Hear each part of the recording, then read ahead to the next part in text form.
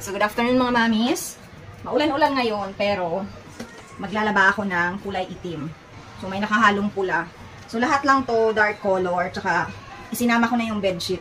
At ang gagamitin ko kapag ganitong maulan, hindi powder detergent, kundi liquid detergent.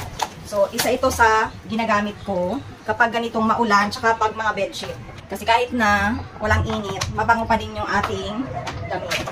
So, pag binili nyo to, maganda to kasi may paano siya, may pa-free. So, eto, pag bumili kayo ng isa nito, meron siyang free na panglinis sa CR. Toilet cleaner. So, ayan, meron ako dito.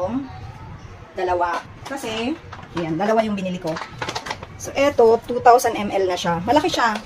Lagi nyo to makikita sa akin, itong Waiting for Love. Kasi mabango talaga to. Meron itong maliliit. Pero, eto yung gagamitin ko. Kung gusto nyo ng ganito, at ganito, may iba pang scent, ilalagay ko na lang ang store kung saan ko siya nabili. So, ayan, bago pa lumakas ang ulan, maglalaba na ako.